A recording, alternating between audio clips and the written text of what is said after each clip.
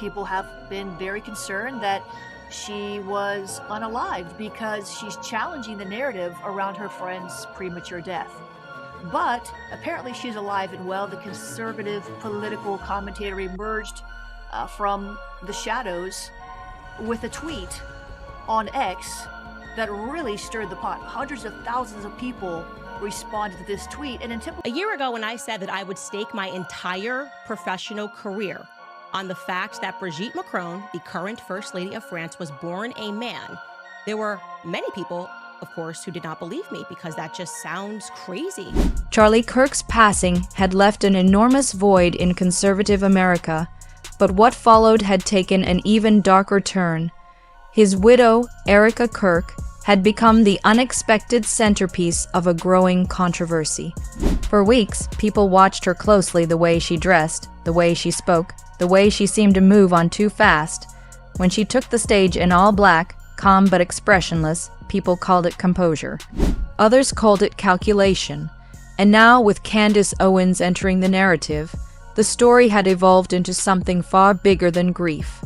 Owens, known for her sharp insights and unapologetic tone, wasn't just commenting, she was implying. During her broadcast, she referenced movements across state lines, private flights, and unusual security arrangements. She didn't name Erica directly at first, but her viewers understood instantly. Within minutes, clips of her statement began to trend under new hashtags. #Erica leaves USA, #Candace leak, and #the Kirk mystery. Each clip was slightly different, edited for effect, paired with dramatic music, captions, and slow zooms that made every word feel like evidence. By the next morning, the headline had taken shape. Candace Owens reveals Charlie Kirk's widow is leaving the country. The claim wasn't confirmed, but confirmation didn't matter. In the digital age, belief moved faster than proof. Twitter threads, Reddit posts, and TikTok breakdowns filled the void where facts should have been. One user posted what they claimed was flight day, a private jet leaving Arizona for an undisclosed European destination. Another posted screenshots of hotel reservations under a pseudonym. None of it was verified, yet each detail added another layer to the growing mystery. Candace didn't deny it. In fact, the following evening, she doubled down. "I stand by what I said," she told her audience. "There are people who want the truth buried. I won't be one of them." That sentence became the spark that reignited the fire. Commentators replayed her tone again and again. Was it warning? Was it confirmation? Or was it simply clever phrasing designed to fuel intrigue? Nobody could tell, but that uncertainty only made the story stronger. Inside Turning Point USA, things were reportedly tense. Anonymous messages began appearing on message boards, claiming that several internal meetings had been canceled, and that certain employees were told to avoid speaking publicly. The organization, which had once thrived on transparency and bold public discourse, had suddenly gone quiet. It wasn't just the silence, it was the precision of it. Every public statement, every post, every comment from official accounts seemed filtered, cautious, almost algorithmic. The internet noticed. Candace Owens supporters saw this as proof. If there was nothing to hide, one user wrote, "Why all the silence?" Another added, "You can't silence Candace, she's exposing what others are afraid to say." Videos dissecting every frame of her podcast began to appear, analyzing her facial expressions, her choice of words, even the pauses between her sentences. One popular TikTok claimed her pause before saying leaving was intentional, suggesting she knew more than she was allowed to say outright. Meanwhile, on YouTube, new channels appeared almost overnight, claiming to investigate the Kirk exile. They replayed clips of Erica's last public appearance, comparing them with rumored footage of a woman boarding a private plane. In the absence of confirmation, every shadow became a clue. Some pointed out her missing wedding ring in the latest photo. Others said her children hadn't been seen in public since the event. Each new detail, real or imagined, was absorbed into a digital narrative that no one could stop. Candace Owens herself remained steady, composed, and remarkably consistent. She neither exaggerated nor retracted her words. That balance gave her credibility. She didn't sound like she was chasing headlines. She sounded like she was defending a truth. You can't call it a conspiracy if it's happening in plain sight. She told her audience in one episode that quickly became her most viewed of the month. That quote alone was enough to push the story beyond conservative media and into mainstream discussion. By now, the theory had evolved. It wasn't just about Erica leaving the United States, it was about why she might be doing it. Some claimed it was for safety, that powerful people wanted her quiet. Others whispered about finances, suggesting offshore accounts and international deals. And a smaller, more radical group began connecting dots between the original tragedy and what they called the cover-up. The line between theory and truth blurred so thoroughly that no one could tell them apart anymore. Major media outlets began to weigh in cautiously.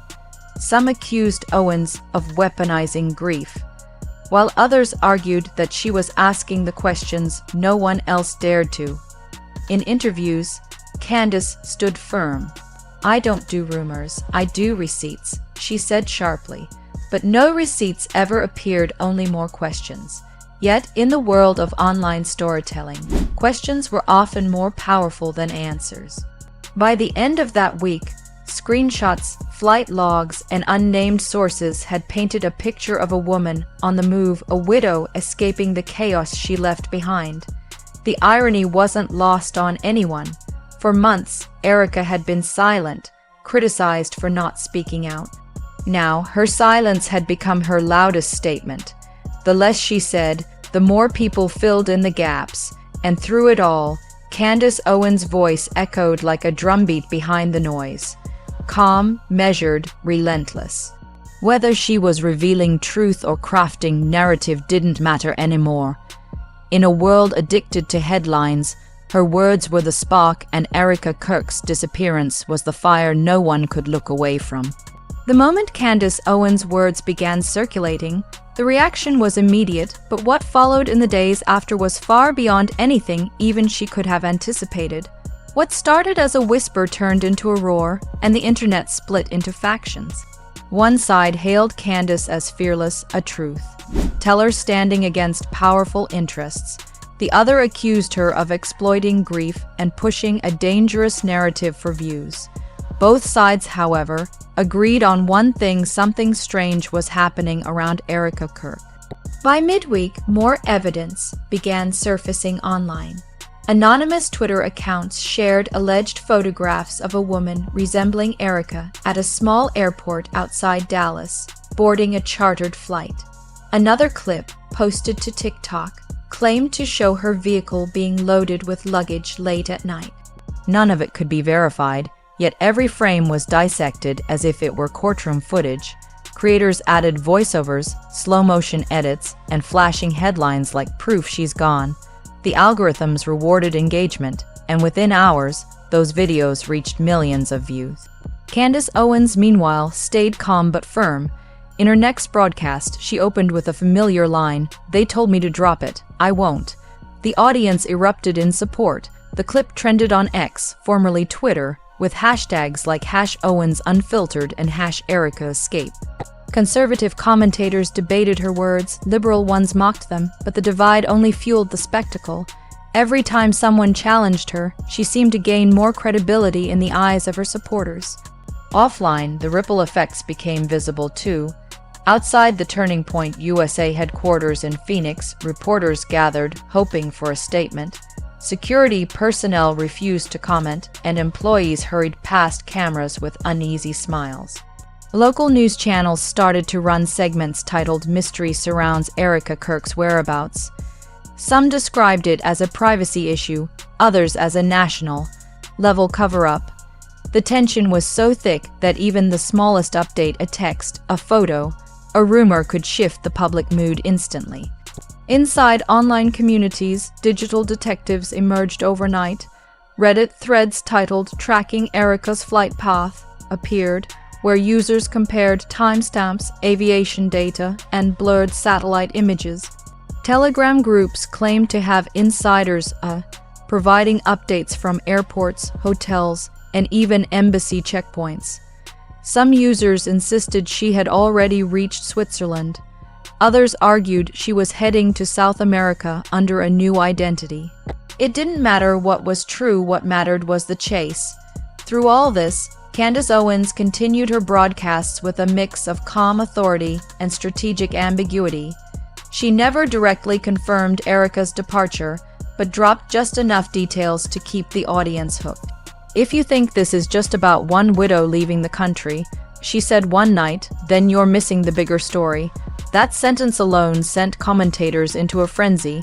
YouTube panels, podcasts, and reaction channels spent hours breaking it down. What was the bigger story? Was it financial corruption, political coercion, personal safety? Everyone had a theory. Within a few days, the media storm began to take a darker turn. Online harassment targeted anyone remotely connected to the Kirks. Family friends were doxxed, business partners received threatening emails, and fan accounts turned hostile.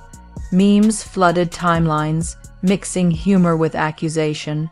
One viral post read, "Erica didn't vanish, she escaped the system."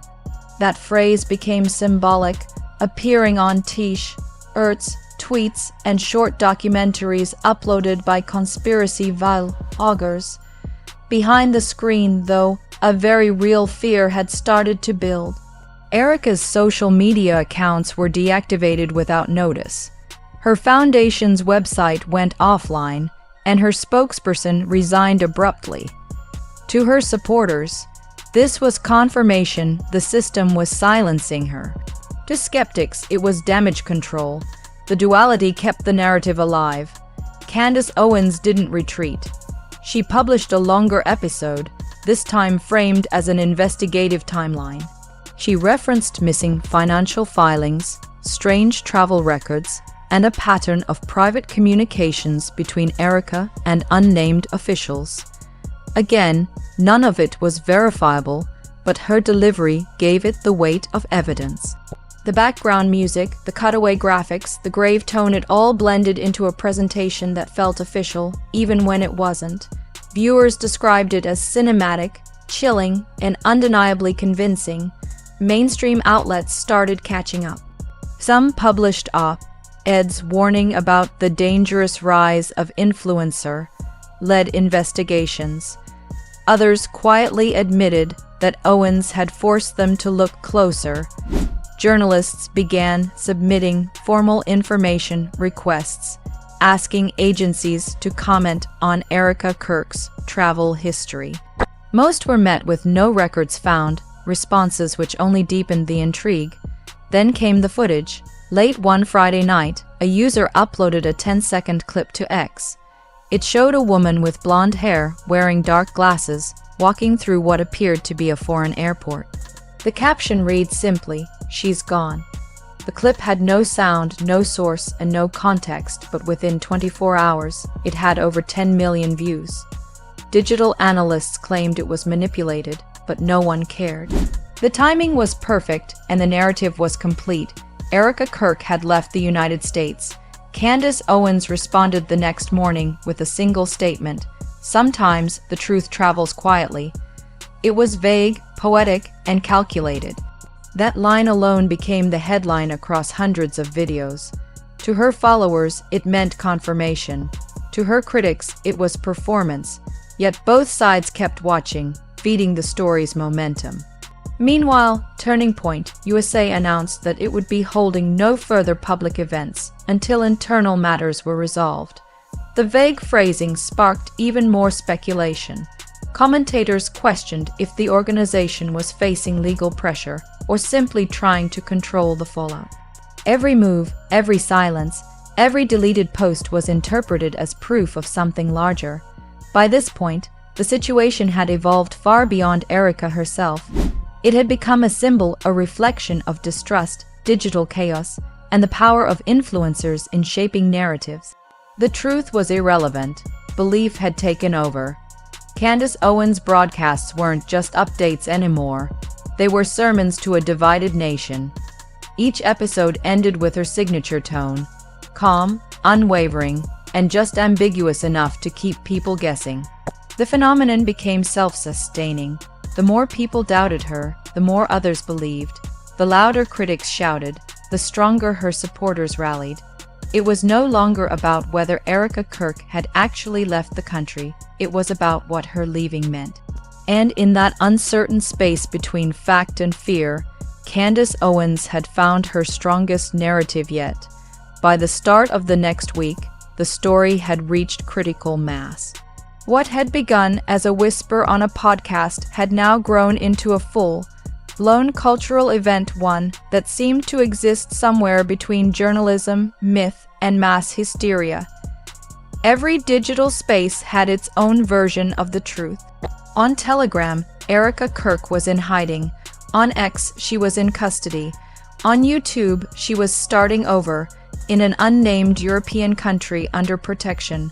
Reality, at this point, had become a choose-your-own adventure novel, and everyone online was an author. But then, as if on cue, Candace Owens spoke again. Her latest broadcast didn't begin with the usual fire. It opened in silence, just her sitting alone at the desk, lights dimmed, the logo behind her fading into shadow. "I wasn't planning to address this again," she began softly, but something happened. The pause that followed was deliberate, the kind of silence that pulls an audience forward. Then she continued, "I received something, a message I wasn't supposed to see. That was all it took." Within minutes, #Candace message was trending across platforms. Commentators scrambled to interpret what she meant. Some swore she was about to release classified information. Others believed she was bluffing another dramatic turn to maintain control of the narrative. But Candace never bluffed, not publicly. She leaned forward, lowered her tone, and said, "You all need to understand this isn't about one woman leaving the country. It's about what she was leaving behind." The clip exploded across timelines before she even finished her sentence. Reaction channels froze the frame, zoomed in on her eyes, and speculated about what or who she was referring to. The next day, a document appeared online. It was anonymous, unsigned, and formatted like an internal memo. It referenced financial transfers, restricted accounts, and coordination with foreign intermediaries. The document spread like wildfire, branded as the Kirk Files. No one could confirm its authenticity, yet thousands insisted it was real. Screenshots filled Reddit threads. Digital sleuths analyzed metadata, timestamps, and font patterns. A few users pointed out inconsistencies, wrong dates, mismatched letterheads, but their posts were quickly buried under waves of comments, claiming that the truth always leaks messy. Meanwhile, mainstream media finally broke its restraint. CNN, Fox, and even BBC ran stories titled some variation of Candace Owens and the mystery of the missing widow. Talk show hosts debated whether Owens had crossed a line. Some called her reckless, others called her revolutionary, and while the pundits argued, the numbers told a different story. Her viewership had tripled. Erica Kirk, however, remained a ghost, no statement. No public appearance, no trace. Her absence became her identity. In a strange twist, even her critics began to defend her privacy, arguing that the frenzy had gone too far. But by then, the narrative had outgrown her. Inside Turning Point USA, the silence turned suffocating. An internal memo, this time verified, revealed that several senior members had taken extended leaves of absence. Whispers of investigations, audits, and external inquiries circulated online. Some claimed that federal agencies were involved, others said it was just internal restructuring. Candace said nothing. Her restraint became the story. Then, out of nowhere, she posted a cryptic tweet. "The flight path doesn't end where they said it does." No context, no hashtags, no follow-up. Just that sentence, Within hours, aviation enthusiasts were tracing every private jet leaving U.S. soil in the last 10 days. Threads popped up comparing routes, tail numbers, and unconfirmed destinations. One map featuring a jet landing briefly in Iceland went viral, sparking theories that Erica Kirk was being moved through multiple countries to avoid tracking. Candace let the chaos unfold. A week later, she released another episode, this one titled The Silence of Power.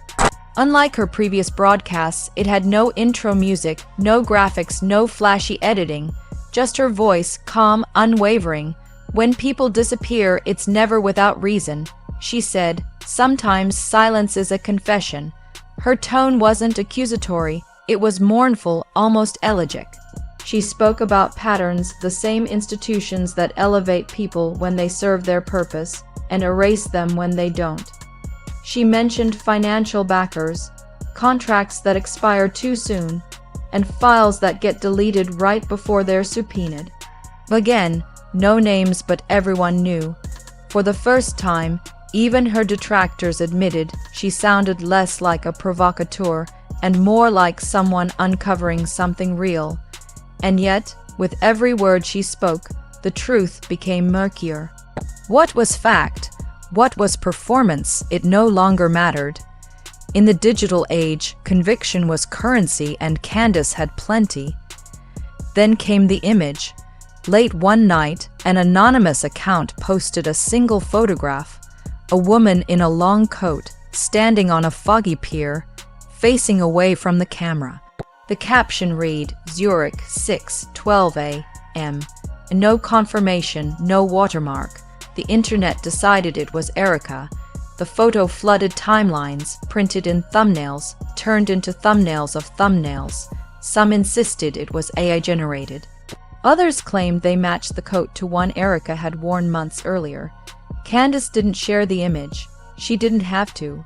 Her silence was endorsement enough. By now, the narrative had taken on a life of its own. Academics began writing think pieces about the Candace effect, the power of influencer journalism to shape mass belief. Podcasts dissected how one sentence could reshape public perception.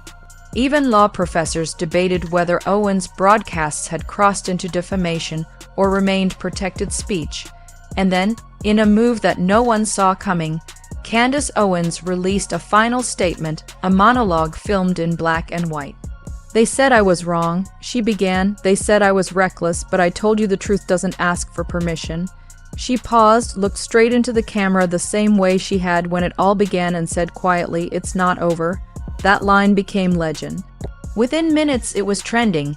Within hours, it was immortalized on shirts, edits, reaction videos, and quotes.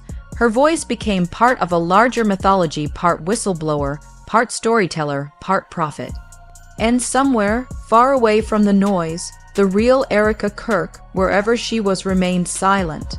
But in that silence, an entire nation kept listening. Because once Candace Owens speaks, the internet doesn't move on. It waits for the next revelation.